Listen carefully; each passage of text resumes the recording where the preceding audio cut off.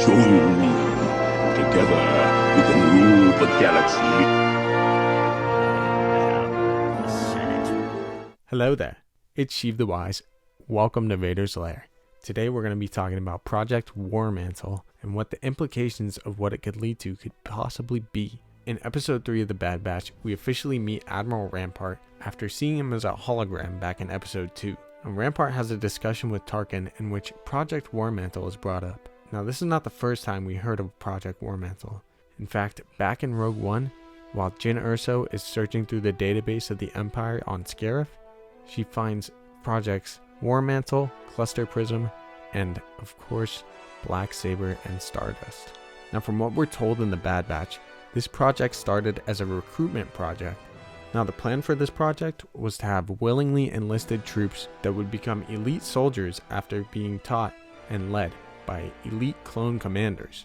We even see this project be put into action as we see Crosshair has to lead a team of elite soldiers, and because of his inhibitor chip, he ends up actually killing one of them. Now this just shows how ruthless the Empire is and what the implications of this project could potentially be. Now we see these elite troopers in kind of a dark and green suit, and this suit actually resembles the Death Troopers. I think potentially Project War Mantle could lead into the Death Troopers and the elite squads of the Empire.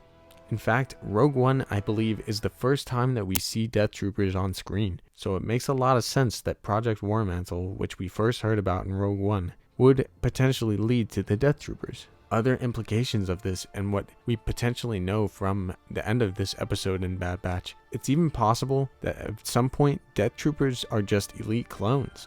We know that the Kaminoans want the main focus of the Empire's army to be the clones still. Now it is possible if they get Omega back or one of the Bad Batch members, they can clone them further, and these clones could potentially become the Death Troopers or just the troopers for Project War Mantle. Now I love when Star Wars connects like this, and I love when little crumbs here and there from certain movies or shows end up coming back up in later titles or even chronologically earlier titles. We already know that Dave Filoni, who's become the executive creative director, actually had a little bit of a hand in Rogue One, as we see multiple times his characters from Rebels and the ship that the crew flies on, the Ghost ship.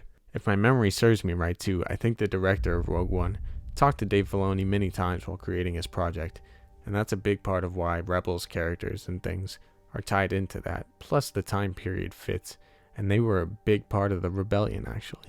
I hope we learn more about Project War Mantle, and actually I really am interested in the other projects that Jyn Erso looked at as well. Obviously Black Saber could potentially be the Dark Saber, and we're already getting more of that in The Mandalorian. What I'm wondering at this point is, what is Cluster Prism?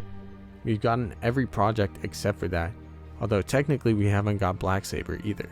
I'm really intrigued to find out what these two projects are, and to learn more about Project War Mantle. Let me know what you guys think of Project War Mantle down in the comments below. Smash that like button if you enjoyed the video, and hit that subscribe if you want to see more awesome Star Wars content like this. It's been Sheiv the Wise, and it's been real. May the Force be with you.